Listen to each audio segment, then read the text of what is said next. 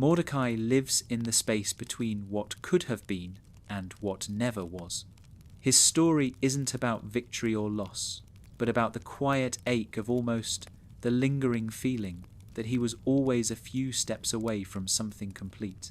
From the very beginning, his life unfolds in moments of hesitation.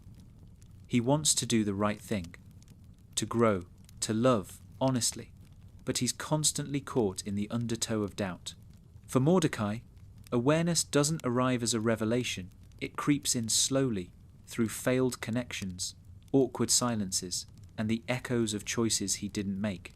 There's something deeply human about the way he moves through life. He doesn't chase meaning with grand gestures.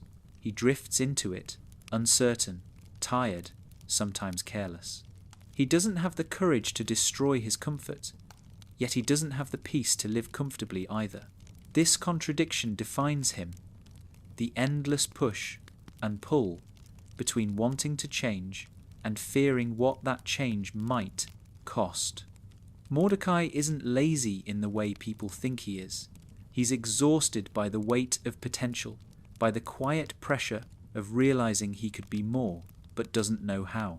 Every morning at the park, surrounded by the absurdity of his world, he wakes up to a job that feels both meaningless and necessary.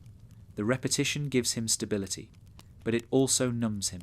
He works alongside his best friend, joking through the monotony, using humor as both shield and salve. Beneath the laughter, though, lies an unspoken truth, that he's scared of what happens when the jokes stop, when silence fills the space between them, when the world slows down. Mordecai begins to feel everything he's been avoiding. The restlessness, the envy, the guilt, the ache of unfinished feelings. The park itself becomes a reflection of his inner life, a place frozen between youth and adulthood, filled with colors that never fade and people who never really change. But Mordecai changes. Slowly, imperceptibly. Each mistake carves a small line into him. Every missed opportunity becomes a quiet scar. And in the stillness of that world, he begins to sense how time moves differently for those who can't let go. He's surrounded by eternal summer, yet he carries autumn inside him. His relationship with Margaret defines this tension.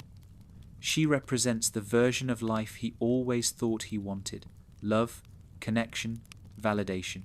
But the truth is, Mordecai doesn't understand love. He understands longing.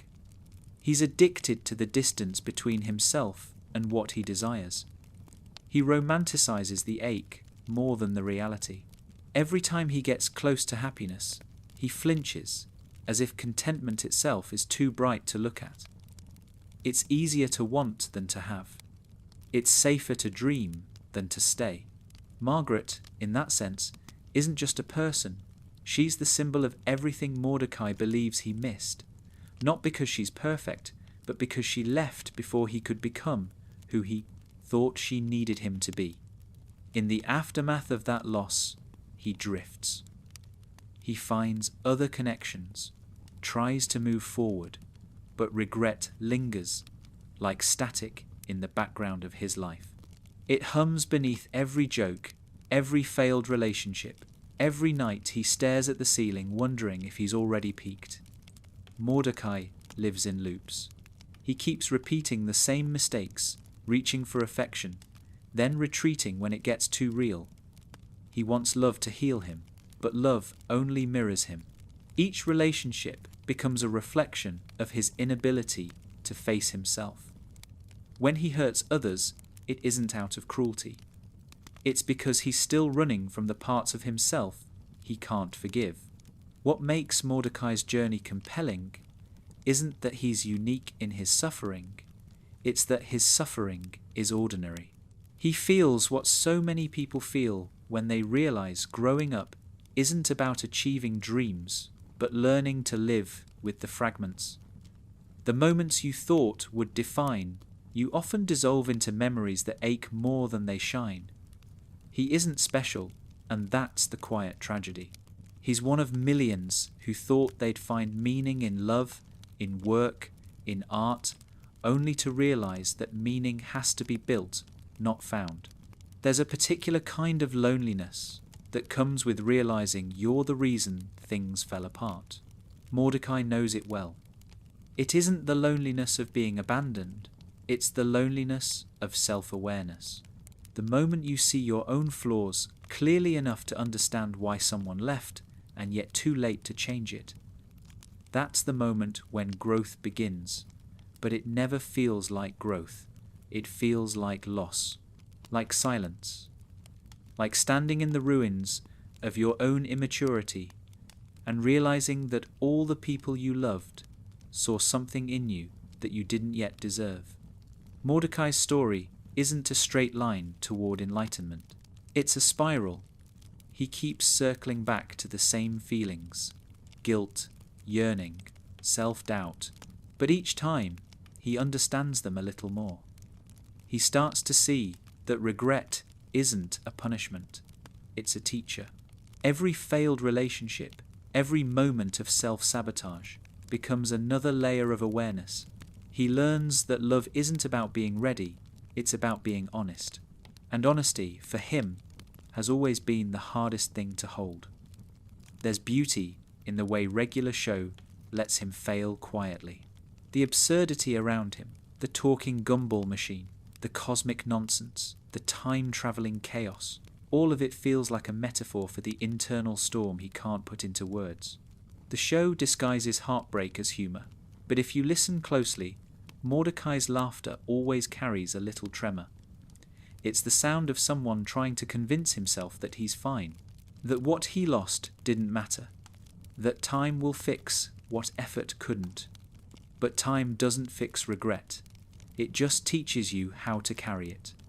Eventually, Mordecai begins to realize that his pain isn't unique, that everyone around him is carrying something invisible.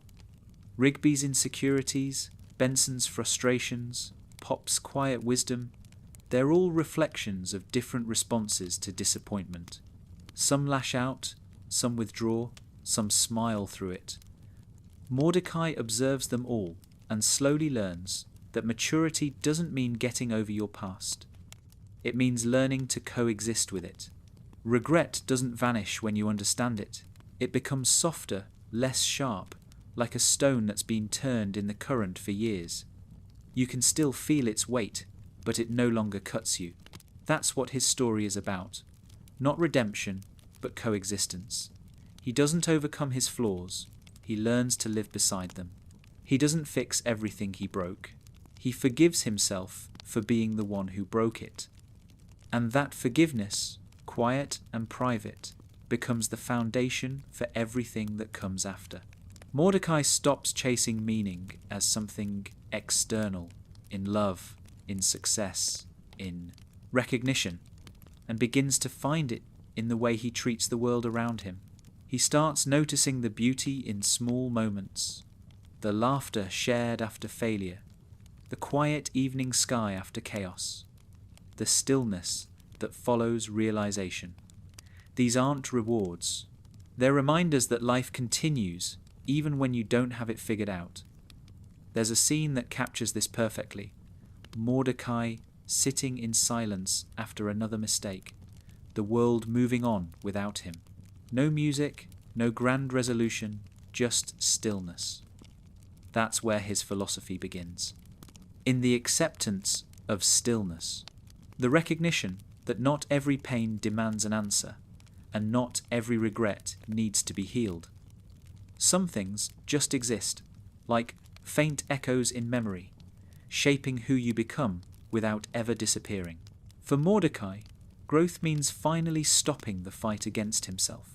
It means realizing that almost isn't failure. It's proof that he tried, that he cared enough to risk the ache of wanting. By the time we reach the later parts of his life, his choices make sense not as errors, but as necessary steps in understanding. He had to lose love to understand honesty. He had to make mistakes to learn humility. He had to live through repetition to understand peace. His story isn't about change. It's about awareness. the quiet shift that happens when you stop running from the things you regret and start listening to what they're trying to teach you. Mordecai never becomes perfect, and that's the point. He becomes real. His wisdom is not loud or dramatic.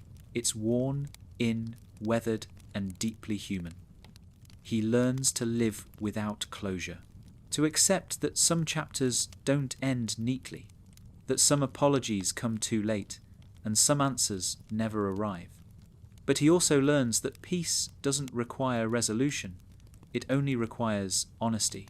And in the final stillness of his story, when he has nothing left to prove, Mordecai finally feels what he's been searching for all along, the quiet dignity of being enough. Mordecai has always been haunted by the quiet distance between who he was and who he's becoming. It isn't a violent transformation, not the kind of change you can point to and say, that's when it happened. It's slower, quieter, the kind of change that creeps in through routine, through mornings that look exactly like the last, through the long walks home after another meaningless day. It's in that sameness that he begins to feel time, not as a number or a clock, but as a pressure, a subtle ache that hums beneath his laughter. For someone who once believed life would always move forward, Mordecai starts to realize how easy it is to get stuck, to become a version of yourself that lingers long after you've outgrown it. There's something deeply tragic about how the park freezes people in time. It's a place of perpetual adolescence, endless pranks, video games, laziness disguised as freedom. For a while, Mordecai believes that's enough. The idea that as long as he's laughing with Rigby, as long as they're making fun of Benson or escaping another surreal disaster, then he's living. But somewhere between those laughs, an unease grows. He notices how each day starts to blend into the next, how the memories all sound the same. The things that once made him feel alive now feel like distractions, echoes of a version of himself that can't survive forever. He begins to understand that staying still isn't safety, it's slow decay. His friendship with Rigby is both his comfort and his cage. Rigby represents the part of him that refuses to grow, the impulse to ignore consequence, to keep pretending that nothing matters. Mordecai loves him for that, because it keeps the weight off for a while. But it also traps him. Every time Mordecai starts to sense the pull of change, a relationship, a responsibility, a moment of maturity, Rigby's chaos pulls him back. It's not Rigby's fault. It's just that they've built their lives on a rhythm that doesn't allow stillness. If they stop, even for a moment, they might have to face themselves. And that's what Mordecai fears most, silence without laughter. But silence finds him anyway. It always does. There's a quiet pain in watching your world stay the same while you begin to feel different. It's like waking up one morning and realizing that the color of the sky hasn't changed, but your eyes see it differently. Mordecai's restlessness grows heavier the longer he ignores it. He starts to notice how easy it is to disappoint people when you don't know who you are. Margaret wanted sincerity, CJ wanted consistency, and Mordecai couldn't give either, not because he didn't care, but because he didn't yet understand what caring required. He was always looking outward for meaning, waiting for someone to give him permission to grow. But growing up is never granted, it's chosen. And choosing means leaving something behind. That's what makes his growth so painful. It's not about gaining anything, it's about losing. Losing the comfort of not knowing better. Losing the innocence of thinking everything will fix itself. Losing the people who loved him before he knew how to love back. Regret becomes his shadow. It follows him through every small success, every fleeting joy. Even when he laughs, part of him is thinking about the conversations that ended wrong, the apologies that never found their way out. He starts to understand that regret doesn't shout, it whispers. It waits in the quiet moments when everything else fades. The tragedy of Mordecai's life is that he's too self-aware to stay innocent, but too afraid to become wise. He exists in the in-between, knowing what he should do, but unable to let go of what feels safe. There's an entire generation inside him that understands that feeling. The ones who grew up on irony and escapism, who learned to laugh at their own discontent because sincerity felt too heavy. Mordecai embodies that paradox. He knows that he's wasting time, but he doesn't know what else to do with it. So he keeps moving, keeps working, keeps laughing, all while quietly mourning the person he could have been if he'd just been braver. There are moments where he tries to reach across the distance, to Rigby, to Margaret, to the person he once was, and the effort feels monumental. Change doesn't happen in bursts. It happens in those small decisions to do something differently, to apologize, to admit fault, to keep showing up even when it hurts. For Mordecai, that's what growing up means, showing up. Even when the world doesn't reward you for it, even when you feel unseen. He starts to understand that maturity isn't about control or confidence. It's about endurance. About learning to keep moving forward even when every instinct wants to retreat. And slowly, he starts to let go of the idea that life will ever feel like it did before. The summers of youth, the endless laughter, the feeling that everything is just beginning, those moments become memories, and memories become weight. He carries them, not as regrets, but as reminders. There's a kind of grace in the way he learns to accept impermanence. He stops expecting every friendship to last forever, every love to define him, every mistake to destroy him. He begins to see life as a series of brief connections, each one meaningful in its own fragile way. That realization doesn't make him colder, it makes him gentler. Because once you understand that everything ends, you start to treat everything with more care. There's a quiet scene that defines this shift. Mordecai sitting beside Rigby after another failure, the night sky stretched above them. Neither of them speaks. They don't need to. The silence says enough. It says, we're still here. We've messed up. We've grown apart. We've hurt each other. But we're still here. And for Mordecai, that becomes a kind of peace. Not the absence of chaos, but the acceptance that chaos is inevitable and love is what survives it. The distance between then and now will always exist, but it doesn't have to be empty. It can be a bridge, a space where gratitude lives. He learns that not all change is visible. Sometimes it's just the difference between how you react now and how you used to. The way you don't lash out as quickly. The way you apologize sooner. The way you let things go. These small shifts, invisible to others, become the architecture of his inner life. He starts to build himself quietly without needing to announce it. That's what real growth looks like. Not fireworks, but subtle light, steady and enduring. Mordecai begins to forgive himself in pieces. Not through a grand revelation, but through moments of tenderness, when he helps Rigby without expecting praise, when he chooses silence instead of sarcasm, when he lets someone else's happiness matter more than his own comfort. Forgiveness isn't about forgetting, it's about remembering differently. The memories stop being evidence of failure and start becoming proof of how far he's come. He realizes that regret, when carried gently, can turn into wisdom. By the time he moves beyond the park, by the time the world changes around him, Mordecai finally understands what all those wasted days were trying to teach him. That stillness isn't failure. That laughter isn't meaningless. That even the wrong turns were part of a map he couldn't yet read.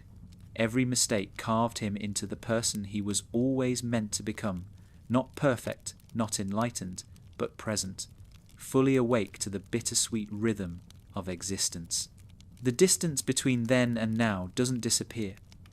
It just becomes a softer kind of space, one filled with gratitude instead of grief. And when he looks back at the park, at Rigby, at Margaret, at all the versions of himself he left behind, he doesn't see waste anymore. He sees a life lived in, full colour, even when it was messy. He sees a boy who was lost, and a man who learned how to stay lost without losing himself. Because that's the truth about growing up. You never really arrive. You just learn to move with the ache instead of against it. You learn to carry both joy and regret in the same heart, without letting either consume the other. Mordecai becomes the embodiment of that balance. A man still uncertain, still flawed, but finally at peace with the uncertainty itself. That's the quiet beauty of his philosophy, that life doesn't have to make sense to be meaningful, that you can fail again and again and still deserve to rest at the end of the day, that the distance between then and now isn't something to overcome, it's something to honour. It's proof that you've lived, that you've changed, that you've felt deeply enough to mourn the past while still walking toward the future. And as the night sky stretches above him, as the world hums with the same quiet absurdity it always has, Mordecai finally feels at home, not because he's found the answers, but because he's learned to stop running from the questions. Letting go is not something Mordecai learns in one moment. It's something that happens to him in fragments, in sighs, in the slow erosion of attachment. It's not heroic or cinematic, it's quiet. It begins when the past stops asking for his attention, yet he still keeps turning toward it, as if nostalgia itself were an obligation. Mordecai holds on to things long after they've lost their warmth. Memories, relationships, old versions of himself, he stores them like fragile artifacts in a museum that no one visits anymore. To let go would mean to admit that the world moves with or without him, and for a long time he isn't ready for that. He mistakes holding on for meaning. He thinks that if he remembers every detail, every conversation, every mistake, every laugh that turned into silence, he'll somehow preserve what was lost. But memory doesn't work that way. It doesn't protect, it preserves ache. It keeps wounds fresh under the illusion of comfort. Mordecai starts to see this in the small ways first. The songs that used to remind him of someone now make him feel hollow. The places that once felt sacred now feel smaller. The joy that memory used to give him begins to sour into fatigue. Nostalgia becomes heavy, not sweet. And that's when he begins to understand that letting go isn't betrayal, it's release. The art of letting go begins with honesty, with the realization that not everything you lose is meant to come back, that some people only belong to certain chapters of your story. Mordecai used to resist that truth with everything he had. He tried to fix what was already fading. He wrote apologies no one read, replayed moments in his head trying to find the word that ruined everything, the gesture that might have saved it. But letting go means understanding that closure isn't an answer waiting somewhere, it's a decision. You stop waiting for things to make sense. You stop asking why. You stop expecting the past to change just because you finally understand it. He doesn't let go all at once. He starts with the small things, the pictures, the habits, the little mental loops that keep him rehearsing pain. He notices how often his thoughts circle back to what's gone. Each time, he exhales, as if physically pushing the thought away. At first, it feels like erasure, like losing something sacred. But over time, it starts to feel like breathing. Letting go, he realizes, isn't forgetting. It's remembering without suffering. It's looking back with softness instead of longing. It's saying, that mattered, and now it's over, and that's okay. Rigby doesn't understand this at first. He still lives with the wild energy of someone who believes the past can be redone, that mistakes can be reset. For Rigby, moving on means distraction. For Mordecai, it becomes reflection. The two grow apart for a while, not out of resentment, but out of necessity. Mordecai begins to need silence, and Rigby still thrives in noise. It's strange to watch their friendship stretch like that, to see distance form where laughter used to live. But even this, Mordecai learns to release. He stops demanding that everything stay as it was. He realizes that love doesn't disappear when things change. It simply shifts shape. The process of letting go feels like grief. It should, because that's what it is. It's mourning for the version of yourself that believed everything could stay. Mordecai grieves quietly. He doesn't talk about it, doesn't make it dramatic. It's in the way he lingers in old places, the way he hesitates before deleting a number he doesn't call anymore. But grief, when allowed to exist without denial, starts to dissolve. It becomes gentler. The ache doesn't vanish, but it stops defining him. He can think about the people he loved without flinching. He can remember his mistakes without despising himself. He can exist in the present without dragging every ghost into it. There's a certain kind of peace that follows acceptance, not joy, but something deeper, stillness. The kind that comes when you stop trying to control the shape of your story. Mordecai begins to notice that peace in the most ordinary moments, drinking coffee alone, watching the sun rise over the park, seeing Rigby laugh with someone else, and feeling, for the first time, not jealous but grateful. That's when he realizes that letting go doesn't mean losing connection, it means transforming it. The past stops being a burden and becomes a foundation. Something to stand on, not something to sink into. He also learns that some things return once you've stopped chasing them. When he finally releases the weight of expectation, he begins to experience connection again, cleaner, calmer, less desperate. Love that isn't tangled in apology. Friendship that doesn't demand nostalgia to exist. Purpose that doesn't need validation. He doesn't seek meaning anymore. He participates in it. He builds it through small acts, helping others, forgiving quickly, choosing patience. Letting go creates space for presence. And presence, he learns, is what he was searching for all along. There's a subtle transformation in how he carries himself. The nervous energy, the constant need to explain, to fix, to justify, it fades. He starts to move slower, to listen more, to speak only when something feels true. He used to think growth would make him louder, more certain, but it makes him quieter instead. More observant, more accepting. The world hasn't changed. He has. And that's enough. He starts to see that life isn't about collecting permanence. It's about savouring impermanence.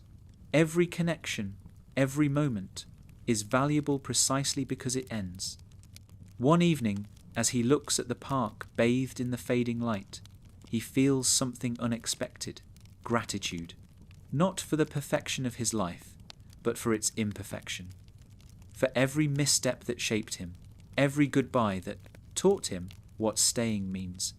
He realizes that the art of letting go is also the art of gratitude. You can't hold on to everything and still appreciate it. You have to release your grip to see clearly. The hands that cling cannot create, and Mordecai finally wants to create, not as escape but as expression. His art becomes his peace. It's where he puts everything he can't say out loud. The canvases don't fix him, but they give him a language for his silence. He doesn't stop missing people. He doesn't stop wishing things had gone differently. But the difference now is that he doesn't let those thoughts control him. Missing someone becomes a quiet tribute, not a wound. He no longer needs to rewrite the past to love it. He can see it as something beautiful and unfinished, a collection of moments that meant something because they couldn't last. The pain becomes memory, and the memory becomes story, and the story becomes wisdom. That's the transformation.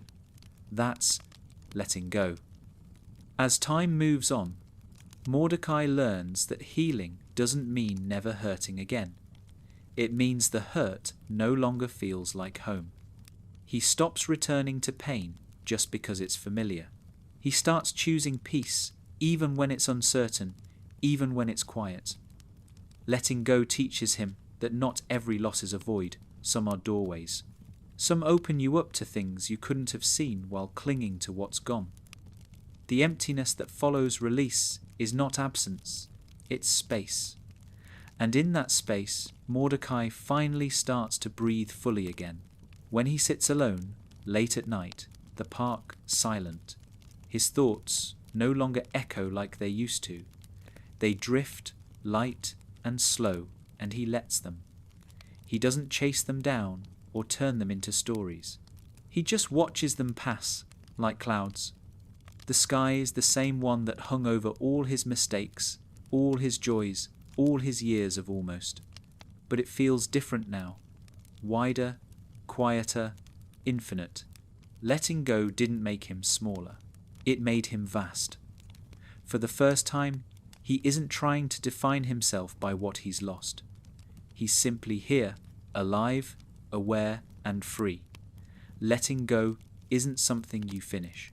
It's something you practice over and over. Some days it feels easy, some days it doesn't. But Mordecai has learned to live inside that rhythm, the ebb and flow of attachment and release. He knows now that holding on too tightly makes even the good things suffocate. That love grows best when it isn't bound by fear. That endings aren't punishments, they're transitions. And that life, in all its absurdity, is just a long series of learning how to let go, of people, of pain, of who you thought you'd be, until what remains is what was always meant to stay. And in that soft, endless lesson, Mordecai finds something close to peace. Not the kind that erases the past, but the kind that holds it gently and says, "Thank you for everything, but I'm ready now." The sky keeps turning. The park keeps fading, and somewhere inside him, the ache that once defined him begins to settle into stillness. He's finally learned that letting go isn't the end of love. It's what makes love possible. There's a moment that happens to everyone who's lived long enough to tire of themselves when the noise finally fades. For Mordecai, that silence doesn't come with a bang or a collapse. It arrives like twilight, slowly, gently, until one day he realizes the things that used to consume him don't stir the same chaos inside anymore. The arguments, the guilt, the longing, they're still there, but softer. The volume of his inner life has lowered, and in the space left behind, something new begins to hum. Not happiness. Not yet. Something quieter. Something like awareness. The silence isn't empty, it's full of recognition. Mordecai begins to see the patterns that shaped him, the ways he used laughter to drown out the noise in his own head, the endless distractions, the sarcasm, the deflections, all the ways he kept himself from sitting still.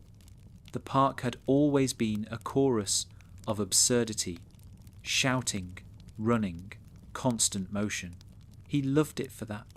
It kept him from thinking too deeply, from feeling too much. But silence forces reflection, and reflection is never easy for those who've built themselves on avoidance. The quiet asks questions that laughter never could, and Mordecai, for the first time, stops trying to escape the answers. He notices how much of his life was driven by reaction, to situations, to people, to fear. He never truly acted, he responded. Someone else would move, and he'd follow. He mistook momentum for purpose. It's only now, when everything slows, that he begins to understand how little he actually chose. The job, the relationships, the habits, all of them were extensions of avoidance. He wasn't living deliberately, he was drifting. The silence makes that clear. It strips him of excuses. It forces him to confront how many of his mistakes were simply moments when he let the world decide for him. At first, that realization feels cruel. He wants to turn the noise back on, to run back to the comfort of distraction. But silence doesn't let you hide forever. It's patient, waiting for you to stop fighting it. Mordecai sits in it long enough to realize that silence isn't punishment, it's opportunity. Beneath all the static of self-doubt, there's something waiting to be heard, a voice that isn't built from regret or anxiety. It's his own, quiet and sincere. It doesn't tell him what to do, it tells him what he's avoided. It whispers the truths he's buried under laughter, that he's lonely, that he's scared, that he still cares too much about things that no longer exist. The park feels different in silence. It's no longer a playground, it's a mirror. The trees look older, the air feels heavier. The colours that once looked exaggerated now seem almost real. He walks through it like a ghost wandering through a memory, aware of every echo. This is what happens when noise fades. The world stops being a blur and becomes textured again. Every sound, every colour, every stillness becomes sharper. And in that sharpness, he begins to rediscover himself, the parts he ignored, the thoughts he never finished, the emotions he never named. Silence has a strange way of revealing truth. Without the hum of distraction, you start to see which connections were real and which were just familiar. Mordecai realizes how many conversations he had where he wasn't really listening, how many friendships he maintained out of habit, how many moments he let pass because he was too busy waiting for the next. Silence shows him the cost of always needing noise, the relationships left unspoken, the feelings left unshared. He feels it like an ache, deep but clean, the ache of understanding, not regret, and then something shifts. He begins to appreciate the quiet. It's no longer a void he needs to fill. It's a space he wants to protect. He starts spending time alone, without reaching for distractions. No phone, no television, no chatter, just stillness. The first few times, it feels unbearable, but gradually it becomes comforting. He realizes that silence is not the absence of life. It's the presence of self. It's where he meets himself without performance, without needing to be funny or likable or right. It's where he starts to tell himself the truth and finally listens. He begins to see that silence is where healing happens. Noise demands reaction, but healing requires attention. You can't truly see your wounds when you're constantly running from the sight of them. In silence, Mordecai finally tends to the things he's ignored, the insecurities that drove him to seek validation, the fear that made him push people away, the sadness that made him cling to comfort instead of growth. He doesn't try to fix them, he just names them, and in naming them, they lose their power. That's what silence does. It turns confusion into clarity, chaos into calm recognition. As the days blend into one another, the silence becomes familiar. It's no longer something that happens to him. It's something he chooses.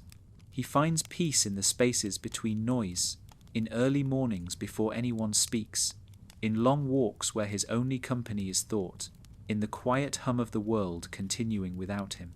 He stops trying to fill every moment with meaning. He lets moments simply be. That's the art of the still mind, not forcing peace, but allowing it. Rigby notices the change. He jokes that Mordecai's getting old, but beneath the teasing is respect. There's something grounding about him now, something calm. It's not that Mordecai's lost his humour, it's that his laughter comes from a different place. It's no longer armour, it's expression. It's lighter, truer. The silence hasn't made him dull, it's made him real. He can sit with discomfort without flinching, listen without needing to respond, exist without needing to perform. That's maturity in its simplest form. The ability to be still in a world addicted to noise.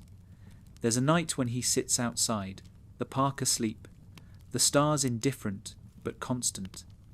The quiet stretches out forever, and for once he doesn't feel small inside it.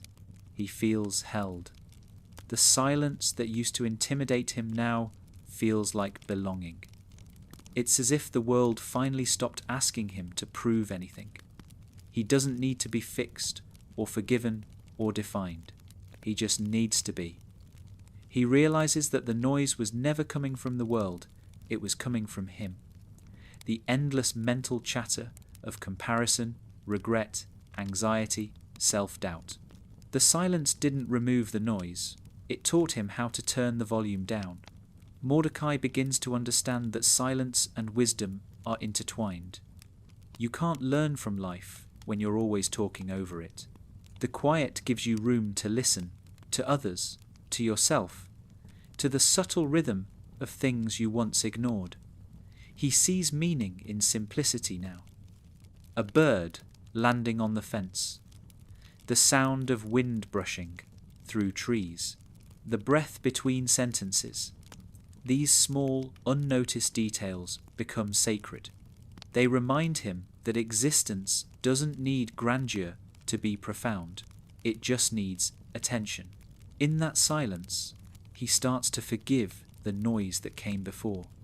He doesn't resent the chaos or the mistakes. They were necessary. Without them, he wouldn't have recognized the value of stillness. He doesn't wish his past away. He honors it. Every loud, clumsy, embarrassing part of it. Because silence isn't about erasing what came before. It's about giving it context. It's the pause that lets the song make sense. As time stretches forward, Mordecai carries that silence with him like a secret language. It becomes part of him. When life grows chaotic again, when people demand more than he can give, he retreats into it, not to escape, but to reset. The world will always be noisy. The absurdity will always return. But he's learned that silence isn't something you find once and lose. It's something you cultivate. It's an inner room you can always enter, no matter how loud the world becomes. And inside that room, he's finally learned how to breathe, how to see, how to be. The silence after noise is not emptiness, it's arrival. It's the point where you stop trying to understand everything and simply start witnessing it. Mordecai sits in that silence now, not as someone searching for peace, but as someone who has made peace with the search itself. The questions still exist, but they no longer demand answers. The world is still absurd, but it no longer feels hostile. The silence hasn't changed what life is, it's changed how he hears it. And in that change, Mordecai finds the simplest, most profound truth of all, that sometimes peace isn't found in escaping the noise, but in learning how to listen beneath it. Meaning is not something Mordecai discovers one day like a secret buried beneath his mistakes.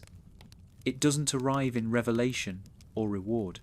It takes shape slowly, like fog gathering form over still water, delicate, ungraspable, but real enough to change how he sees. For most of his life, Mordecai thought meaning would come through success or love or some climactic moment where everything would finally make sense. He waited for the world to give him permission to feel complete. But now, in the silence that follows everything he's lost, he starts to see that meaning isn't something the world gives. It's something he builds. At first, he doesn't realize it's happening. It begins in small acts, the way he starts taking care of things that used to feel invisible. Fixing a leaky pipe at the park, cleaning a space no one will notice, helping someone without expecting acknowledgement. These are quiet moments, unremarkable, but they become his foundation. He begins to understand that purpose doesn't need to be profound. It just needs to be chosen. Meaning doesn't come from grand gestures. It grows from attention. From the way you show up, again and again, even when no one's watching. Especially when no one's watching. For someone like Mordecai, who once measured his worth by how much noise he could make, this realization feels almost sacred. The chaos used to make him feel alive. Now, the act of simply existing with intention feels like peace. He starts to see that meaning isn't about escaping repetition. It's about transforming it. The same tasks, the same days, the same routine can all be hollow or holy, depending on how you approach them. The park, once a symbol of stagnation, becomes something different now. It's still absurd, still full of nonsense, but within that absurdity lies something beautiful, constancy, a rhythm. The same world that once trapped him now grounds him. He looks around and realizes that everyone is searching for meaning in their own way. Rigby finds it in loyalty, Benson in responsibility, Pops in kindness. Each of them carries a small piece of something bigger. Mordecai stops comparing himself to them. He stops trying to decide whose meaning is right. He understands now that meaning is not universal, it's personal. It's the quiet conversation between who you are and how you choose to live. For Mordecai, it's not about becoming extraordinary anymore. It's about becoming honest. He starts drawing again, not to impress, not to escape, but because he misses the feeling of creating something from nothing. His drawings aren't ambitious or complex. They're simple sketches, trees, faces, the curve of light through a window, but they feel alive. The act itself becomes his prayer, his meditation. Each line is a small affirmation that life still holds beauty, that he still has something to give. Art, he realizes, doesn't need to change the world. Sometimes it just needs to remind you that you're still part of it. The longer he draws, the more he understands that meaning isn't a conclusion, it's a dialogue. It's something that moves with you, changes shape as you change. He used to think that finding meaning meant reaching a final version of himself. Now he knows that meaning lives in motion, in the act of living, not in the certainty of why you're doing it. The park's absurd cycles used to frustrate him. Now he sees them as a reflection of life's own loops. Repetition, failure, renewal. The same lessons returning in new forms, until you finally learn to stop resisting them. There's a moment where he watches Rigby teach someone younger how to work, and it hits him. This is what meaning looks like. Not grand, not profound.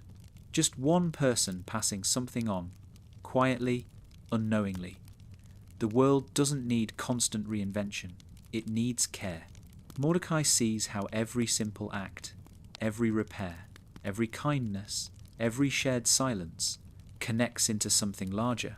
Meaning, he realizes, isn't found in asking what life is. It's found in paying attention to what life does. He thinks back to all the times he chased meaning through love.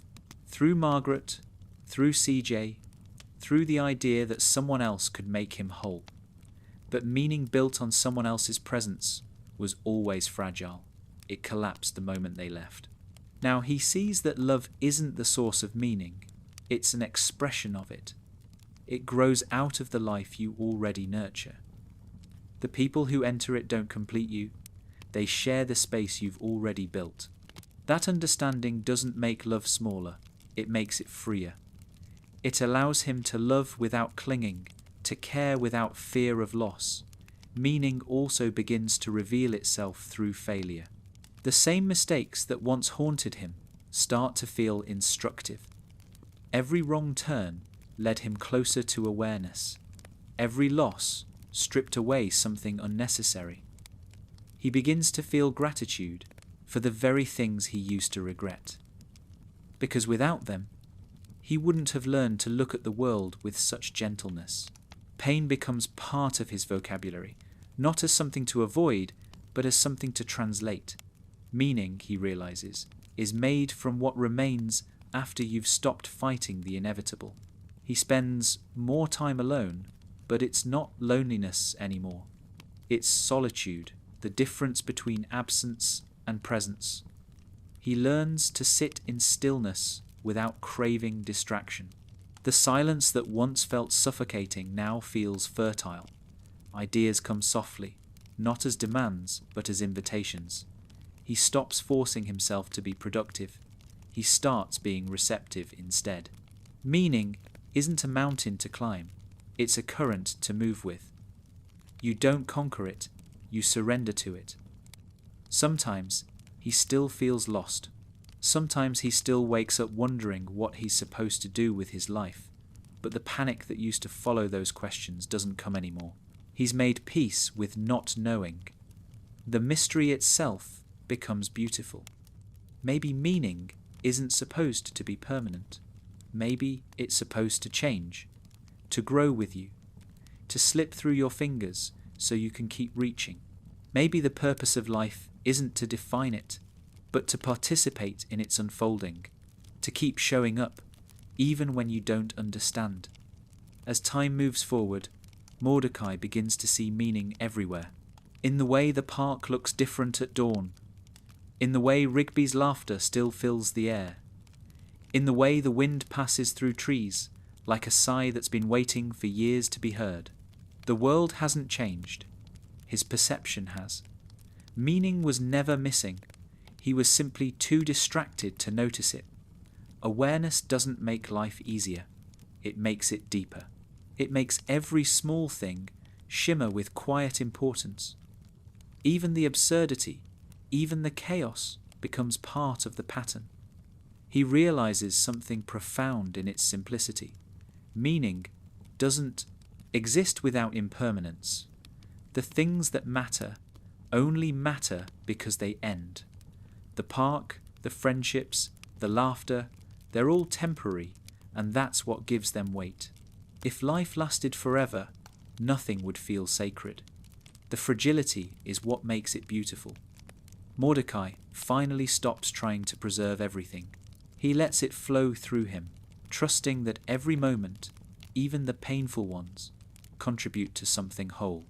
In the evenings, when the world softens and the sky turns the colour of calm, Mordecai feels something he hasn't felt in years, belonging, not to a place or a person, but to existence itself. The absurd world that once felt like a distraction now feels like home. He doesn't need to know the point of it all. He just needs to know he's part of it, that his laughter, his silence, his art, his mistakes, all feed into the same infinite rhythm.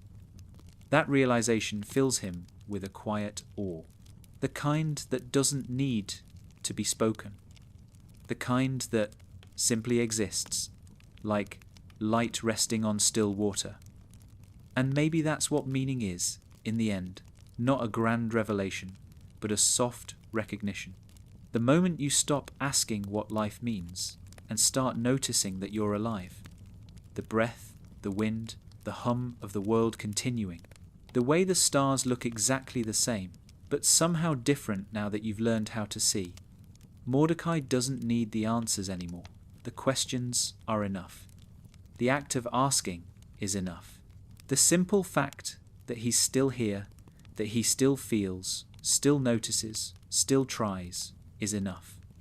Meaning doesn't arrive. It emerges, slowly, quietly, endlessly. Friendship has always been the axis of Mordecai's life, the quiet gravity that keeps him from drifting too far into isolation. Through every regret, every silence, every fleeting search for meaning, Rigby remains the constant. Their friendship isn't perfect. It's messy, frustrating, and often selfish, but it's real. It's the kind of bond that doesn't need to be explained because it was never built on reason. It just is.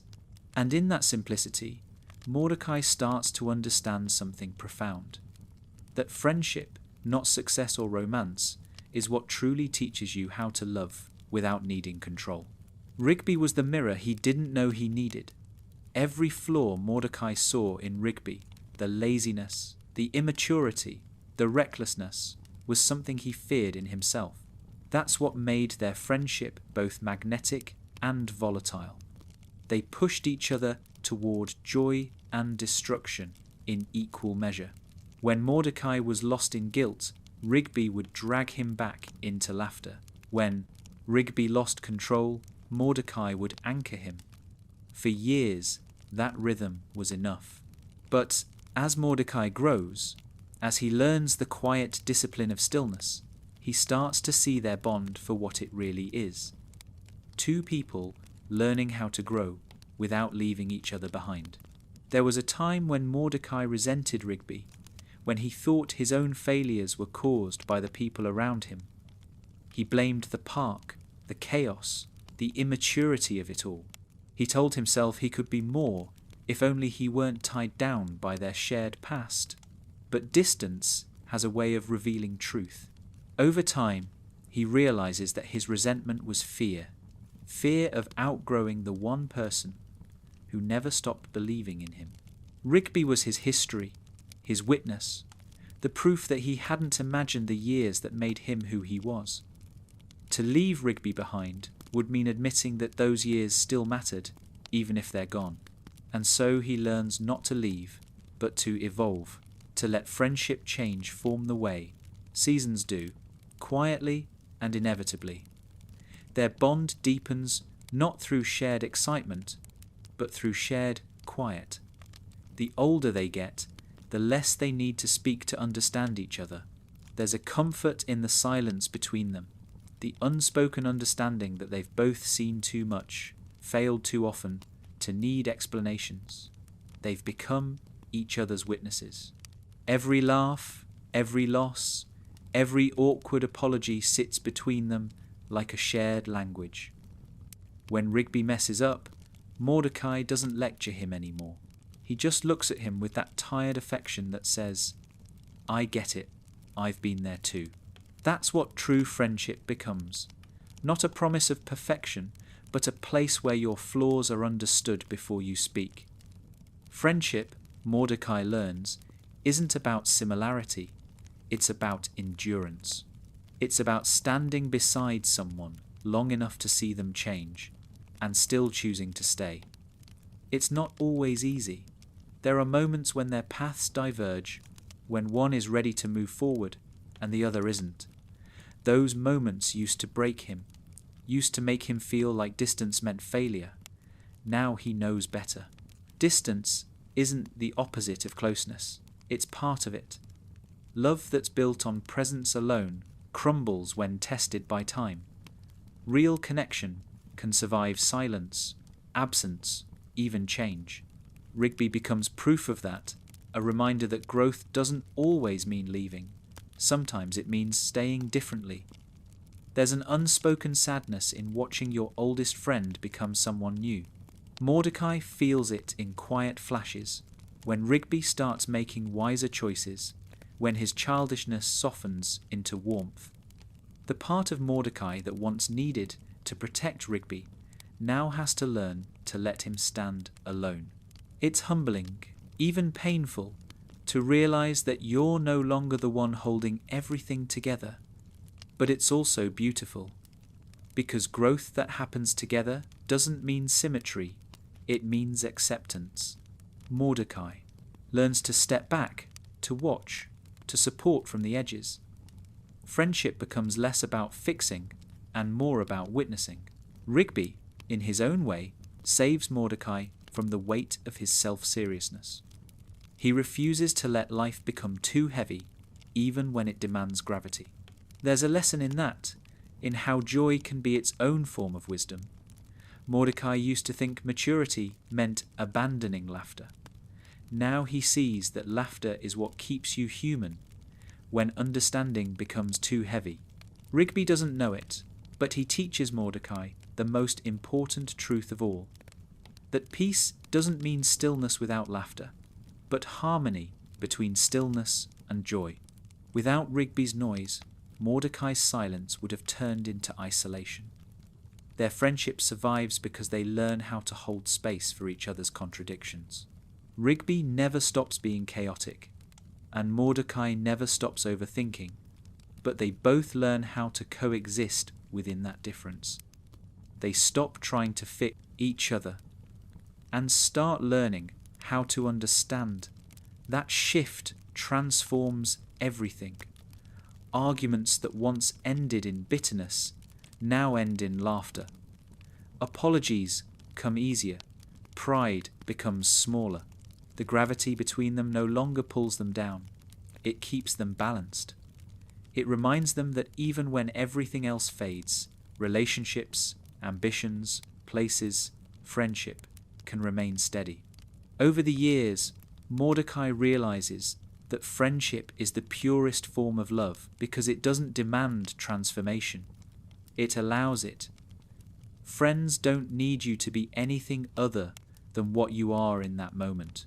When life strips everything else away, when the ambitions fade, the lovers leave, the meanings blur, the people who've seen you at your most unguarded remain as quiet proof that you existed.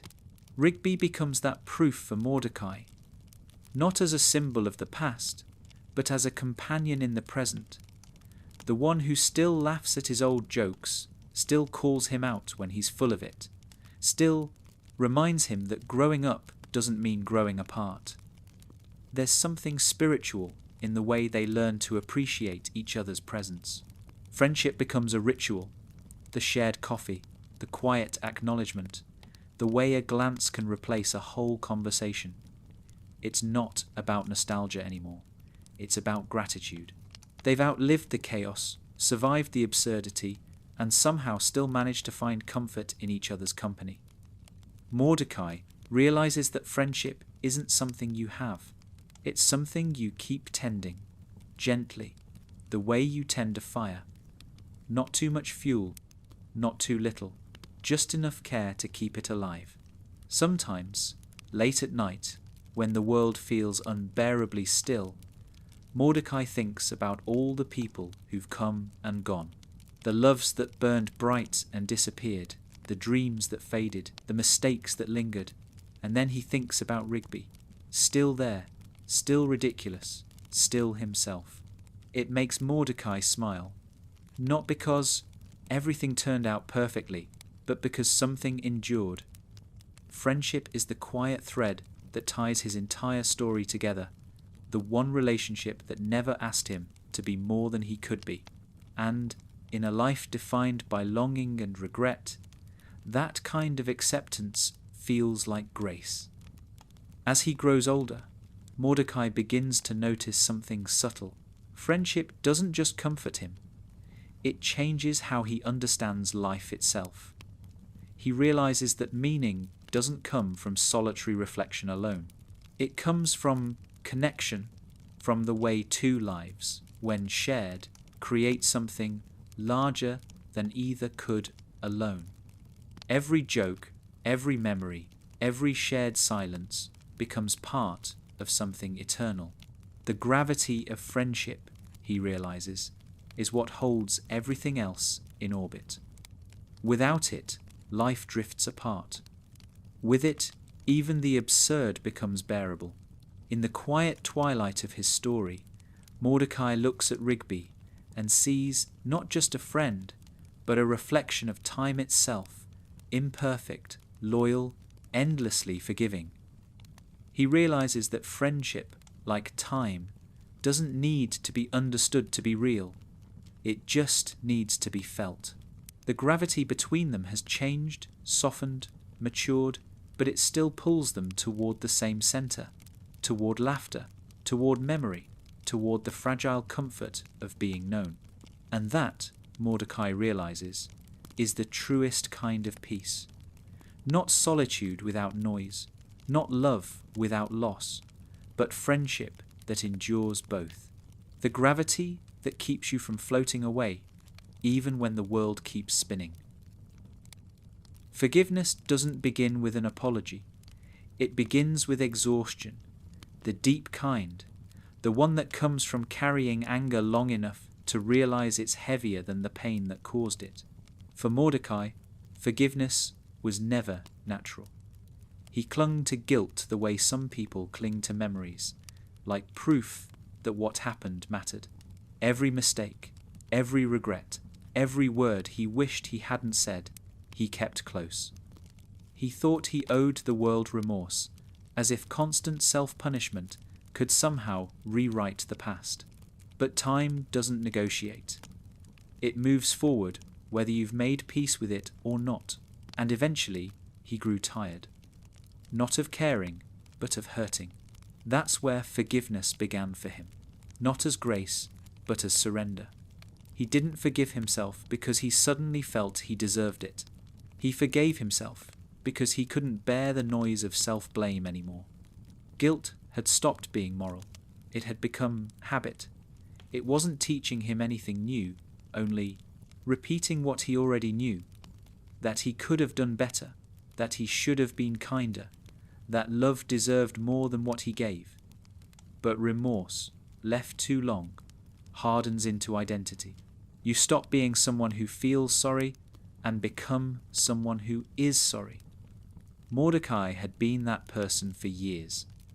Forgiveness was his way of finally stepping outside that story. It didn't happen quickly. Forgiveness never does. It started with the smallest things, forgiving himself for not knowing what he couldn't have known, for being young, for being scared, for choosing silence when he should have spoken, for holding on when he should have let go. He started to see that pain isn't always a lesson. Sometimes it's just what happens when people collide. Everyone is clumsy when they're learning to love.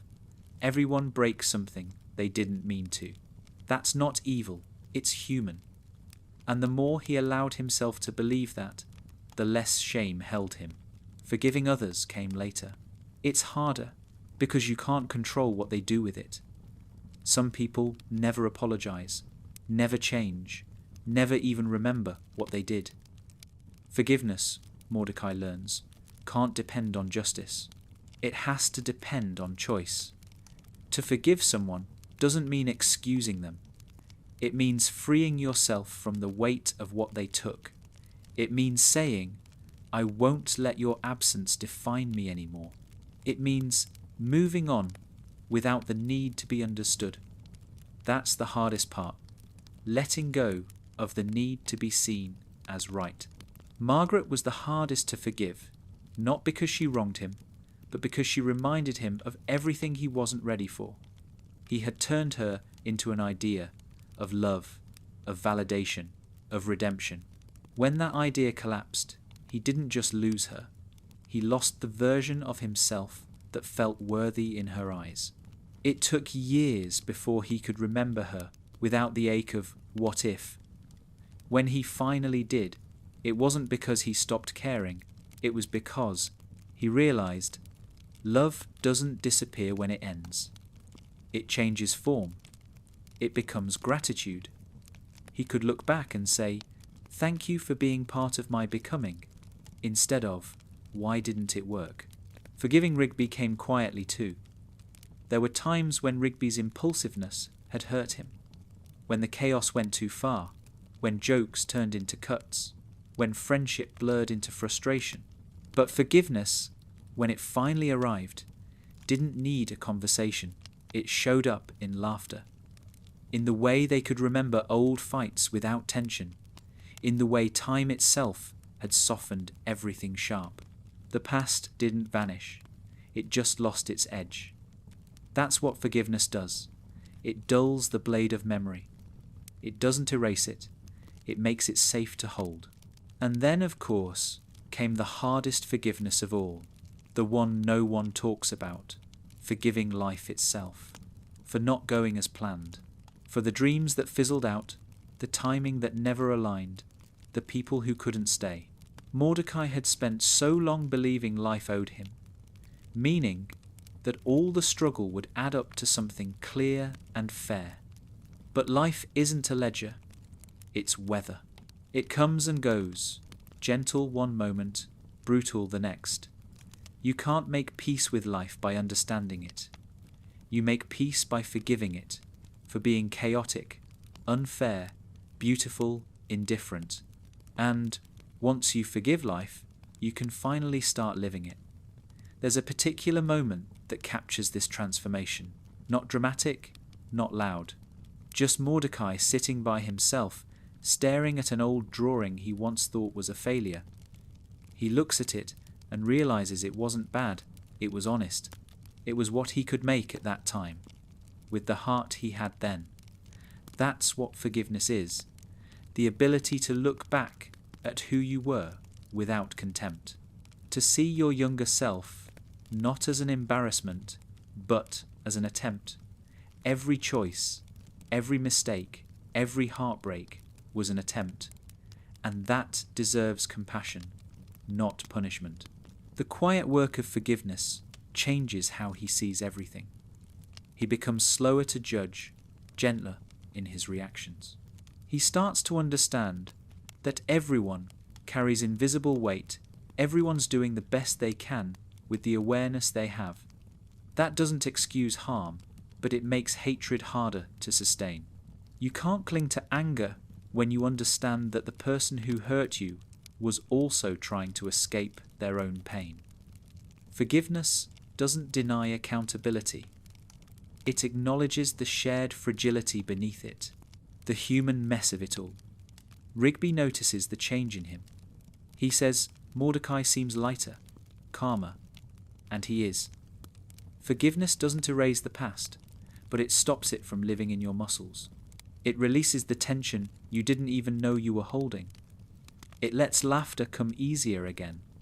It lets you look at the people who hurt you and feel empathy instead of bitterness. It lets you breathe. And Mordecai, for the first time in years, breathes deeply. He begins to realize that forgiveness is not a moment, it's maintenance. Some days it feels easy, other days it feels impossible.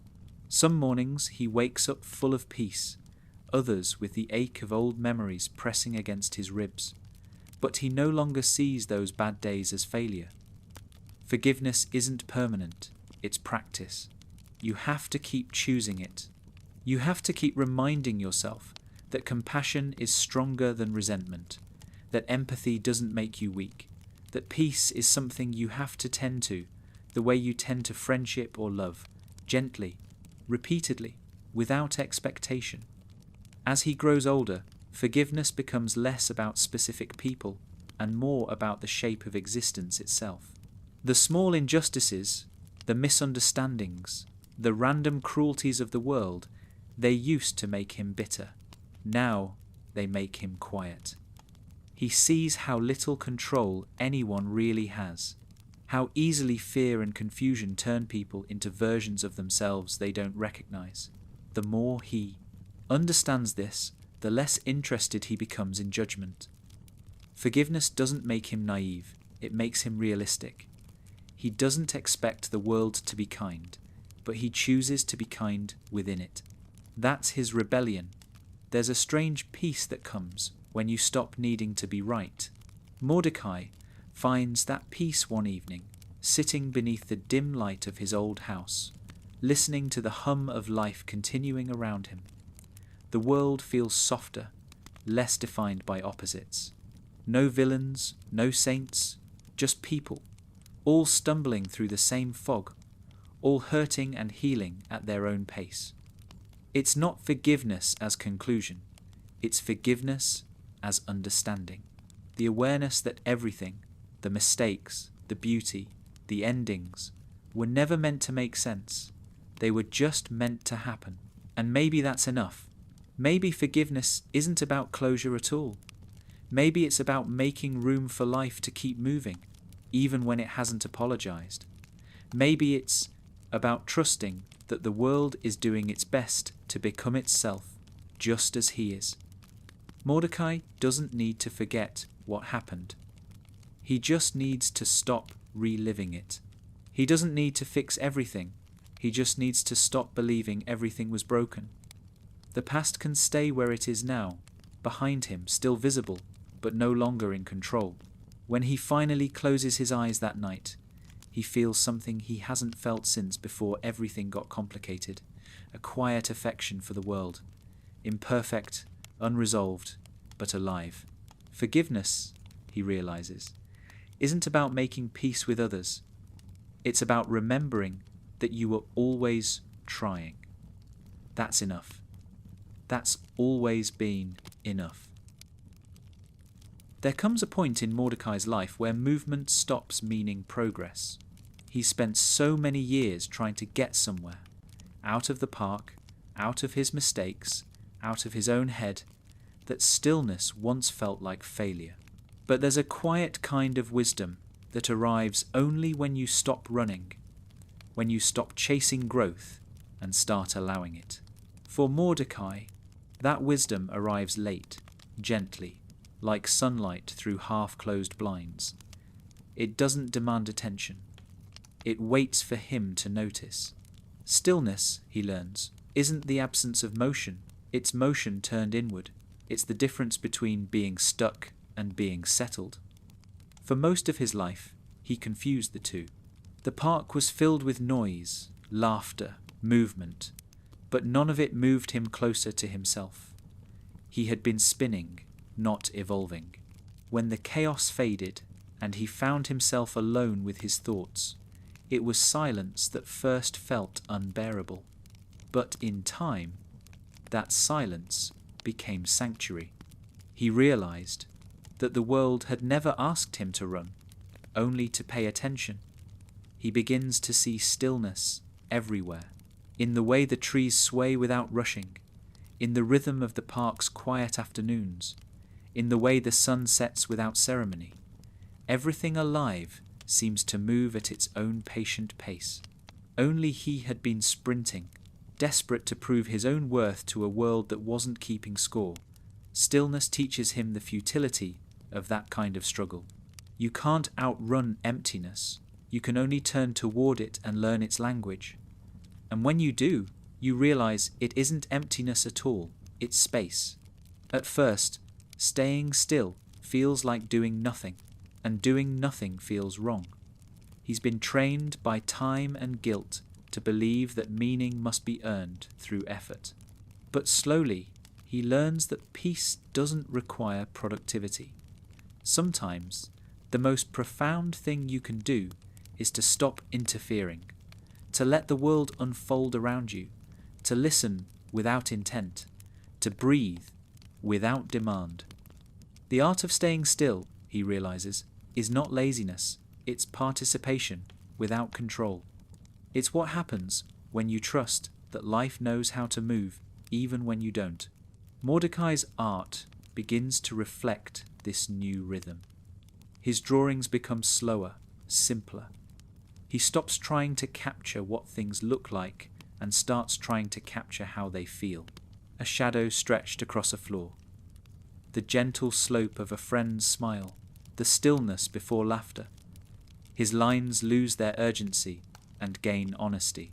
Each stroke becomes a form of meditation, a quiet conversation between what he sees and what he feels. He begins to understand that art isn't about showing others what you've seen. It's about showing yourself that you were looking. Stillness also changes how he experiences relationships. He no longer demands answers or closure. He doesn't expect people to explain themselves or fill his silences. He lets things breathe. When someone speaks, he listens. When they're quiet, he waits. He stops seeing pauses as emptiness and starts seeing them as sacred space, room for connection to deepen without pressure. In stillness, conversations become more honest, and love becomes less performative. He learns that being present doesn't mean saying the right thing. It means not needing to fill the air just to feel alive. The park, once his playground and prison, now becomes a place of meditation. He walks its familiar paths and notices how everything he used to ignore, the cracks in the sidewalk, the fading paint, the sound of wind through leaves, holds a kind of truth. Nothing lasts, but everything belongs. The stillness reveals it all. The park is no longer a symbol of wasted youth. It's a map of his awareness. Every memory embedded in its soil feels softer now, less heavy. He can look at the old bench where he once sat and spiraled over heartbreak and smile, because even pain has its beauty when you stop fighting it. The art of staying still also changes his relationship with time. He used to see time as an opponent, something to beat, something to fill. Now he sees it as a river he's floating in. There's nowhere to rush to, because everything he's searching for is already here, just hidden beneath his need to move. He starts waking up earlier, not to do more, but to experience more.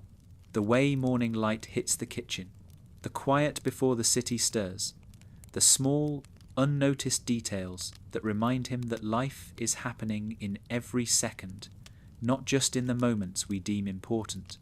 Stillness slows him down enough to witness it. He learns that staying still doesn't mean giving up ambition. It means redefining it. Ambition used to mean reaching outward, climbing higher. Now it means reaching inward, going deeper. How much peace can you hold in chaos? How much compassion can you extend in frustration? How much presence can you bring to a moment that demands distraction?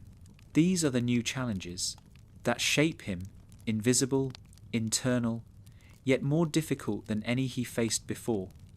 The reward isn't achievement, it's clarity. The ability to see without distortion, to feel without fear. There's a day, simple, ordinary, when Mordecai sits under a tree he's known since his 20s. He closes his eyes and listens. The park hums softly. Distant laughter, rustling branches, the low thrum of life continuing. He realizes that for the first time in a long time, he doesn't want to be anywhere else. There's no longing, no regret, no ache for something beyond the present, just presence itself. It's not joy in the loud, ecstatic way he used to chase it. It's something steadier, contentment. The rare kind that doesn't depend on anything happening. It's the kind that simply is. He understands now that stillness isn't the opposite of growth. It's where growth finally lands. Movement gathers experience, but stillness distills it into wisdom. You can live an entire life, chasing understanding, and never stop long enough to see that it's already inside you. The still mind doesn't reject thought. It just refuses to let thought be the only way of being. It opens a space for something quieter, intuition, wonder, peace. In that space, Mordecai finds what he's been searching for all along. Not meaning, not perfection, but ease. He stops trying to hold the world still.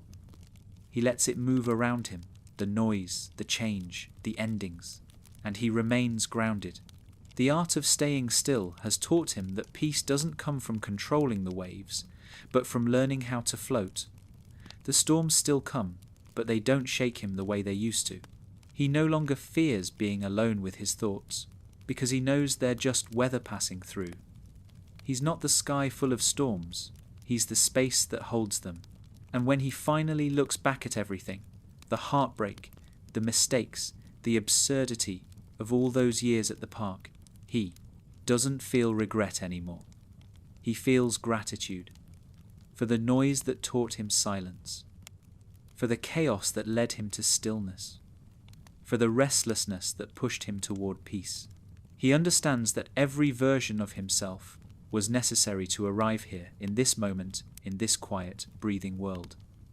The art of staying still, he realizes, isn't about freezing time. It's about finally aligning with it. And in that stillness, Mordecai finds something that words can't name, the kind of peace that doesn't shout or shimmer.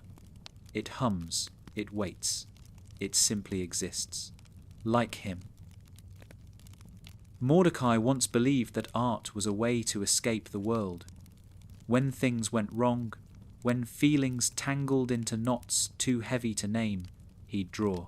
It was a way to run from failure, from memory, from himself. But as he grows older, he realizes that creation isn't an escape at all. It's a mirror. Whatever you run from follows you into the work.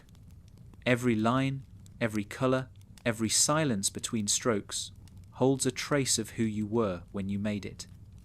You can't hide from yourself inside creation. It will always reflect you back. The difference now is that he no longer tries to hide. His art has become a record of forgiveness. Each page, each painting, a small surrender to the fact that everything fades. He used to draw to preserve. Now he draws to participate. The process itself is enough. He doesn't need an audience. He doesn't even need approval. He draws because creation is how he listens to life. It's how he lets the world speak through him. Creation becomes meditation, not in the romantic sense, but in the everyday rhythm of it. He wakes, makes coffee, sits by the window, and begins. Some days the pen moves easily, some days it doesn't. He doesn't fight it anymore. He's learned that creativity, like peace, can't be forced. It arrives when invited gently. Some days, all he can manage is a line, and that's enough. He understands now that the point isn't to create something perfect, but to remain open enough to notice what wants to be created. His old self would have hated this kind of patience. He used to think momentum was meaning, that if you weren't producing, you weren't alive. But now, creation isn't about productivity, it's about connection. He draws because it keeps him close to the world. It teaches him to observe again, to look at things not as they should be, but as they are. The way a shadow bends across a desk, the way light breaks on glass, the way hands tremble slightly when you love something enough to make it. He begins to notice how every act of creation mirrors something sacred.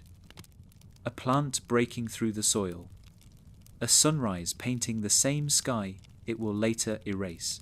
The universe itself, endlessly creating and destroying, moment by moment. He realizes that making art, making anything, is not separate from living.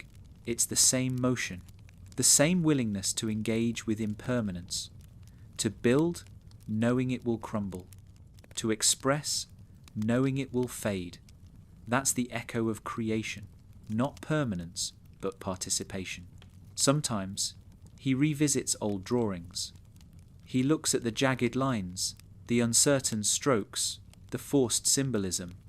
He can see now what he was trying to say, even when he didn't have the words.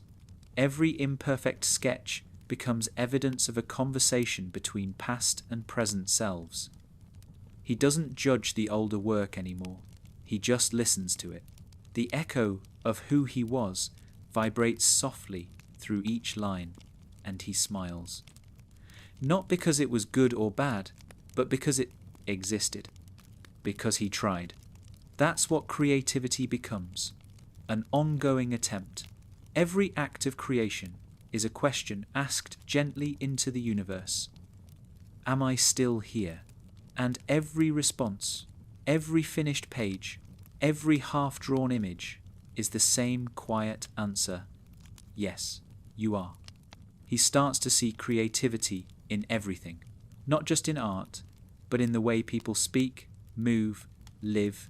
Rigby, fixing something broken in his own clumsy way.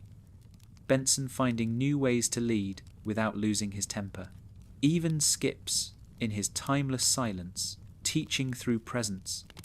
Everyone is making something, shaping something, leaving echoes behind. It's humbling. It makes him realize that art isn't a talent, it's a way of paying attention. Every gesture, every kindness, every moment of care is creative. And care itself becomes his art form. The way he brews tea, the way he arranges the small objects on his desk, the way he listens without interrupting. These small rituals become brushstrokes in the painting of his days. There's no audience, no applause, just quiet satisfaction in doing something well. Life becomes less about creation as output and more about creation as alignment, aligning your inner rhythm with the world's, letting beauty flow through you rather than trying to own it. Mordecai learns that the echo of creation isn't something you hear right away. It's what remains long after the act is over, the quiet resonance that lingers when the room goes still. He begins to feel that resonance in everything, in laughter, in silence, in the way the park sighs when the day ends. Even when he's not drawing, he's listening to memory, to change, to the constant hum of being. There are moments when he feels the same ache he used to, the familiar pull of inadequacy, the sense that what he's doing will never be enough. But the ache doesn't scare him anymore. It's part of the process, part of the echo. It reminds him that creation isn't about control, it's about trust. Trust that the act of expressing, of participating, is enough, even if no one understands it, even if it disappears. One evening, he finishes a piece that feels different. There's nothing remarkable about it, just a simple landscape, a horizon fading into dusk. But as he looks at it, something inside him quiets. For years he chased emotion through art, the thrill of finishing, the satisfaction of perfection, the escape of immersion. But now, creation brings something else. Not excitement, not relief, stillness. A sense that for a brief moment he was perfectly aligned with the world. That his hand, his heart, and the air itself were all moving to the same rhythm. That's what art really is, he realizes. A moment of harmony made visible. He doesn't frame it. He doesn't post it. He just leaves it on the desk and walks away. Because the echo of creation doesn't live in the object. It lives in the act, in the quiet hum that follows, in the peace that lingers after the piece work is done. And that peace begins to spill into everything else, into how he speaks, how he listens, how he lives. Creation is no longer a thing he does. It's the way he exists. Every breath, every thought, every gentle act becomes part of an ongoing masterpiece that no one will ever see, but that he can feel in every corner of his being. The echo of creation, he realizes, is what connects everything. Laughter and loss, noise and stillness, chaos and calm. It's the reminder that everything you put into the world continues long after you've stopped holding it. That every action, no matter how small, ripples outward. He doesn't need to know where those ripples go anymore. He just needs to keep sending them. And so, he does. Quietly, patiently, joyfully. Time used to scare Mordecai. Not because it was passing, but because he didn't know what to do with it. He treated it like a debt, something he owed to his ambitions, to his mistakes, to the people he thought he'd let down. Every day was a measurement of what he hadn't done, of who he wasn't yet. He lived as though there was a scoreboard somewhere, counting every wasted hour, every missed opportunity. But the older he gets, the quieter that noise becomes. The scoreboard fades, the rush dissolves, and in its place, he begins to feel something deeper, not the pressure of time, but its rhythm. He starts to notice how time doesn't move in straight lines. It bends, folds, repeats. Certain days feel like echoes of others. Certain moments collapse into themselves. A smell, a sound, a flicker of memory, and suddenly he's back there again, 20, laughing, reckless, afraid of nothing but boredom. It's strange, this looping of life. He used to think it meant he was stuck, doomed to repeat the same mistakes. But now he sees it differently. Time doesn't trap you, it tests you. It keeps returning to the same lessons until you learn to see them with softer eyes. He realizes that growth isn't about escaping the past. It's about learning to hold it without shaking. The same scenes, the same emotions, they never really leave. They just lose their urgency. The heartbreaks that once felt unbearable now feel like chapters in a much longer story. The regrets that used to haunt him have become small reminders of how deeply he's lived. Time hasn't healed everything, but it has changed the shape of the wounds. They don't bleed anymore, they breathe. In his younger years, Mordecai treated time like a thief. He blamed it for taking things, friends, love, possibility. But now he sees it as a sculptor. It carves you down slowly, patiently, until all that's left is the shape of who you really are. The process hurts, but it's precise. It removes what you thought you needed and leaves what you actually do. That's the quiet mercy of time. It doesn't ask for permission to change you, it just does. He begins to see beauty in the evidence of time, in wrinkles, in weathered hands, in the way everything that endures eventually softens. Even the park, once bright and chaotic, shows its age. The paint fades, the grass grows uneven, the air feels heavier with memory. But it's beautiful in a way it never was before. It's honest. Time has made it real. The imperfection feels sacred, as if the place itself has learned what he's learning, that nothing needs to stay new to be meaningful. Mordecai used to fear endings. He saw them as proof of failure, as punishment for not holding on tightly enough. But endings, he learns, aren't stops, they're transitions. Every ending he's ever survived has led him somewhere softer. The space after something ends is where stillness grows, where clarity waits. That's where you meet yourself. Again, not as who you were, but as who you've become. The trick isn't to stop endings, it's to let them end fully. To resist the urge to rewrite, to reach back, to explain. Time needs closure to keep moving. So does the heart. He starts keeping small rituals to honor time instead of fear it. He lights a candle in the morning. He takes slow walks at dusk. He keeps a small sketchbook, not for art, but for noticing leaves, clouds, faces, details that change by the hour. These gestures aren't attempts to control time. They're ways of keeping pace with it. He learns to move alongside time, not against it. When he stops measuring, time stops feeling like something he's losing. It starts feeling like something he's sharing. He also learns that time doesn't heal through forgetting. It heals through integration. The past doesn't vanish. It becomes part of your architecture.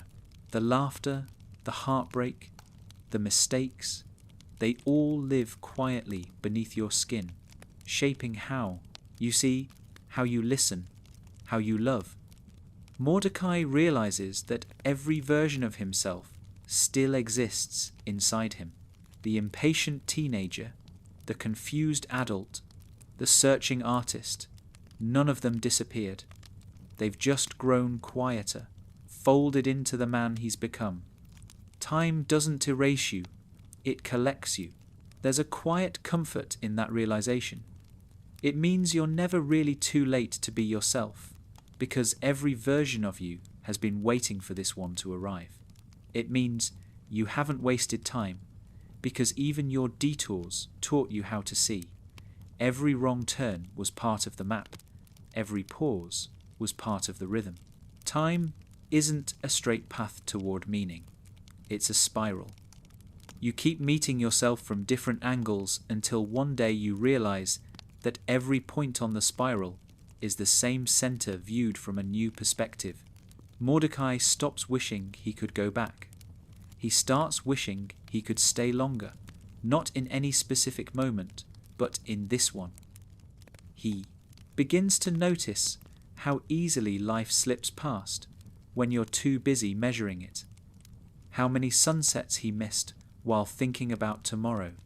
How many laughs he cut short because his mind was somewhere else. He learns that the gift of time is not in its length, but in your willingness to inhabit it, to be fully, tenderly, unavoidably here. Sometimes, when he visits the park at night, the sky feels endless in a way that it never did when he was younger. Back then, infinity felt terrifying. Now, it feels generous. The stars aren't reminders of how small he is. They're proof that smallness doesn't mean insignificance. Time is vast, yes, but it includes him. Every moment he's ever lived, every mistake, every act of care, all of it has added up to this. A life shaped by awareness, softened by time's patience. He begins to see that time isn't something that moves through you. It's something that moves with you. It's a companion, not an enemy. It changes you gently, sometimes painfully, but always faithfully. The key is to stop treating it like something you're running out of. You can't run out of something you're made of. You are time, walking, remembering, becoming. Every heartbeat is proof of its partnership. Every breath, a collaboration between the now and the next. And when Mordecai finally understands this, not as an idea but as a truth, something inside him relaxes. He no longer fears how much time has passed or how little might remain. He no longer worries about unfinished plans or missed chances.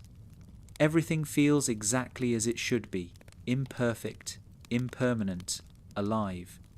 He realizes that time was never stealing from him. It was giving shape to everything he loved. He smiles, faintly, as the day fades and the world hums its slow rhythm around him. The park, the sky, the silence, all of it moving, all of it breathing, all of it temporary. And for once, he doesn't want to capture it. He just wants to feel it. The shape of time is everywhere, and for the first time, he feels it moving through him, not past him. It's not a race anymore. It's a dance. And he's finally learned the steps. Legacy is a word that used to make Mordecai uncomfortable. It always sounded too large, too final, something reserved for heroes, for people who changed the world. He never saw himself that way. For most of his life, he just wanted to make it through the day without disappointing anyone. But as he gets older, he begins to realize that legacy isn't a monument. It's a trace. It's what remains in the small spaces after you're gone, in the laughter you sparked, in the habits you taught, in the kindness you left behind without noticing. Legacy isn't what people remember about you. It's what they continue to feel because of you. He sees it first in Rigby. The way his old friend handles frustration now, slower, calmer, more patient. Once upon a time, Mordecai would have taken credit for that, convinced himself he was the voice of reason that taught Rigby to grow up. But the truth is softer. Growth doesn't belong to anyone. We influence each other in invisible ways. Mordecai didn't teach Rigby patience. He just stood beside him long enough for Rigby to find it himself. That's legacy, not shaping someone, but being there while they shape themselves. He begins to notice it in smaller ways too. The park still hums with life, even as faces change and routines evolve. The new workers laugh in the same rhythms he and Rigby once did. The old jokes echo faintly through the trees. Sometimes, when he passes by and hears a familiar laugh, he smiles. They don't know the history, the chaos, the absurdity that once filled this place. They don't need to. The spirit of it lives on, stitched into the air by all the laughter that came before. That's another kind of legacy, the kind you leave without ever intending to. He realizes that the same is true in his art. Most of the pieces he's made will never hang in galleries or be remembered by anyone but him. But that doesn't mean they're meaningless. Creation itself is a form of continuation. Each drawing, each idea, is an echo of the time he spent alive and aware.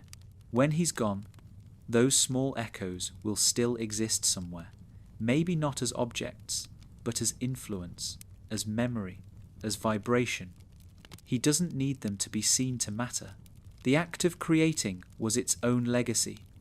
Legacy, he learns, is less about impact and more about alignment. It's not what you leave behind, it's what you pass through. He used to think the goal was permanence, but permanence is an illusion. Everything fades, even the strongest structures, even the brightest memories. But meaning doesn't require permanence. Meaning lives in the moment of connection itself. The fact that something existed, that it touched another life for even a second, is enough. That's what legacy really is, connection extended through time. Sometimes, when he watches the world move without him, he feels a small ache. Not regret, more like tenderness. He thinks of the people who shaped him, the mentors and friends, the fleeting strangers whose kindness altered the trajectory of his day. None of them meant to leave a mark, yet they did. He wonders how many times he's done the same for others without realizing it, how many smiles he's caused without seeing them, how many ripples he's sent into the world just by showing up. The thought humbles him. It makes him gentler with himself. You can't measure legacy. You can only trust that it's happening all the time. He also learns that legacy doesn't have to be carried alone. For years, he thought he had to prove himself, to make something lasting, to justify his existence. But he starts to see how everyone contributes to the same collective story. Every act of care, every honest attempt, every moment of understanding, they all feed into something larger than any one life. Legacy isn't a single name etched into time. It's a chorus of lives overlapping, shaping, and remembering each other. And when he thinks of it that way, the pressure disappears. All he has to do is play his part sincerely. In quiet moments, Mordecai looks at his hands and sees traces of everyone who's touched his life. The way he holds a pen reminds him of his art teacher. The way he laughs echoes his mother. The way he pauses before speaking comes from Nicole's quiet grace, from Benson's lessons in restraint. He's not just himself anymore. He's a collection of everyone he's ever known. And he knows that others carry him the same way. Pieces of his voice, his humour, his small acts of care live on in the people who've crossed paths with him. Legacy isn't a story about him. It's a story that continues through him. There's a certain peace in realizing that you'll be forgotten, at least in name. Mordecai doesn't fear that anymore. He understands that what matters isn't being remembered, but being integrated. He doesn't need a statue or a story. He just wants to have added softness to the world, to have left behind an atmosphere where understanding feels possible. That's enough. Because the world doesn't need grand gestures. It needs small, consistent kindnesses that ripple outward long after their source disappears. He feels this most strongly when he sees Rigby with his own family, laughing, content, stable. There was a time when Mordecai worried that their youth would define them forever. Now he sees how beautifully time transforms people when they're given space to grow. He doesn't take credit, but he does feel gratitude. He knows that, in some small way, their friendship gave both of them the courage to reach this point. And maybe that's the greatest legacy anyone can have. Not the things you build, but the people you've helped stay whole. Legacy also becomes a lesson in humility. It reminds him that everything he's ever been is temporary, not in a nihilistic way, but in a freeing one. He doesn't need to hold on so tightly to who he was. He doesn't need to prove he mattered. Legacy isn't proof, it's participation. You don't earn it, you become it by living truthfully. Every moment you spend being kind, being patient, being present, you're already leaving something behind. You're already writing your story into the quiet architecture of others' lives. There's one evening when he sits outside, surrounded by the soft hum of the world winding down. He thinks of the generations that came before and the ones that will come after. He realizes how small a life really is, a flicker in an infinite sequence. But that smallness no longer frightens him. It comforts him, because even the smallest flicker adds light to the whole. Even a brief warmth can linger in the air long after it's gone. He doesn't need to outshine anyone. He just needs to shine honestly, for as long as he can. And when he finally closes his eyes, he imagines all the lives he's touched, not faces or names, but sensations. A laugh shared, a problem solved, a silence understood. He imagines those moments continuing, echoing, blending into others. His legacy isn't what he leaves behind. It's what keeps moving after him, the invisible current of care that connects one heart to another endlessly. The gentle weight of legacy isn't heavy at all. It's the feeling of belonging to time, of knowing you were part of something larger than yourself. And that, Mordecai realizes, is all he ever needed to leave. There comes a time when even reflection grows quiet, when all the questions that once kept you awake at night finally stop demanding answers, when the noise of ambition, the ache of regret, and the echo of everything you couldn't hold finally fade into something softer. Mordecai has reached that place, not through triumph, not through revelation, but through gentleness.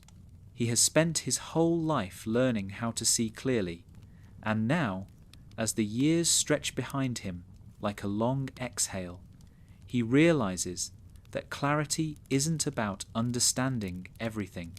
It's about accepting that some things will always remain beyond you, and loving them anyway. The world has slowed. The park, the home, the familiar spaces have all changed shape, yet remain tethered to his heart in quiet ways. He walks the paths he once ran, sits on benches that hold more memory than wood. The laughter of younger voices floats through the air, a new generation carrying on the same absurd rhythms, unaware of ghosts in the soil beneath them. It doesn't make him sad. If anything, it feels right. The cycle continues, as it always will. His time in the story has simply softened into the background, like an old melody that still lingers even after the song has ended. There is peace in watching the world move without needing to chase it. For so long, Mordecai thought peace meant stillness, but now he understands it's something gentler. Peace is participation without control. It's the ability to let life pass through you without clinging or resistance. It's the quiet awareness that everything you've ever loved, lost, created or forgiven still exists somewhere, not in the way it was, but in the way it changed you.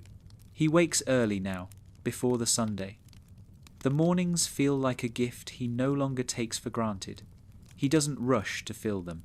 He sits, listens to the slow hum of the world, and lets his thoughts wander without urgency. The silence that once frightened him has become his closest companion. It no longer feels empty, it feels alive. It carries the whispers of everything that came before, the laughter, the mistakes, the lessons, the forgiveness. The silence remembers. He spends his days simply, drawing when inspiration comes, tending to the small garden outside, meeting Rigby for coffee on occasion. Their conversations are lighter now, not because they have nothing to say, but because they don't need to say much. The bond between them has reached a point beyond explanation. They sit together, sometimes for hours, and that's enough. They've lived the same chaos, survived the same storms, and learned the same lesson. That friendship is not measured in time spent, but in understanding carried. Mordecai often thinks about how fear used to define him. Fear of failure, of growing up, of losing people, of wasting time. He sees now how much energy that fear consumed, and how unnecessary it was. Life was never waiting for him to become fearless. It was waiting for him to become present. The moments he once dismissed as trivial, the small conversations, the fleeting sunsets, the laughter that faded too quickly, those were the real things. They were the point all along. He just wasn't still enough to notice. The older he gets, the more he sees beauty in impermanence. The way the seasons shift, the way faces age, the way memories blur. He doesn't wish to hold on to them anymore. He wants them to change, because that change means life is still happening. He learns to love the fading, not as loss, but as proof of continuity. Every ending, he realizes, is a form of generosity. It makes room for what's next. There's a particular evening when the air feels heavier, golden, infinite. He stands outside watching the light bend through the trees, and for a moment, everything stops. Not literally, the world still moves, but something within him stills so completely that he feels the boundary between himself and everything else dissolve. There's no Mordecai, no park, no past or future, just the hum of existence, eternal and unbroken. It doesn't feel like revelation, it feels like home. That's when he finally understands that endings are never about disappearance. They're about return to the same silence that has been holding everything since the beginning. He doesn't fear it anymore. The idea of death, of finality, used to fill him with panic, but now it feels like another step in the rhythm of things. The same way day gives way to night, breath gives way to stillness. There's no tragedy in it, only continuation. He imagines, sometimes, the people he's loved, waiting for him somewhere beyond understanding, not in form, not in memory, but in essence. Margaret's laughter, Pops's kindness, Rigby's loyalty, all of it blended into the same current of being. Maybe nothing is ever truly lost. Maybe everything that's ever been loved continues to move through everything else. He doesn't need proof of it. The feeling is enough. When he looks back now, his life doesn't feel like a collection of mistakes or victories. It feels like a landscape, uneven, textured, alive. Every regret carved a valley. Every joy planted something green. He's no longer searching for meaning in it. The meaning is the landscape itself. The fact that he lived, that he cared, that he tried, that's the story. It was never about finding peace as a destination. It was about learning how to notice that peace was always there, waiting to be recognized. In the final quiet of his days, Mordecai learns one last lesson, that life was never about becoming anything at all. It was about being, and being aware. All the striving, all the confusion, all the longing, they were just parts of the same song, guiding him toward stillness. He realizes that awareness isn't a burden anymore. It's a kind of grace. The same light that once revealed his flaws now simply illuminates his existence. He no longer looks for what's missing. He looks for what is. And when the day finally comes, the last one, though it doesn't feel like an ending, he spends it like any other. Quiet morning, soft laughter, a final sketch.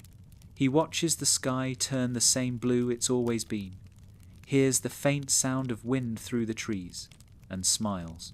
Not because everything makes sense, but because it doesn't need to. He feels the same peace that Darwin once found, the same awareness that used to weigh heavy but now feels light. Awareness of love, of time, of imperfection. Awareness that every moment was enough, even the ones that hurt, especially the ones that hurt.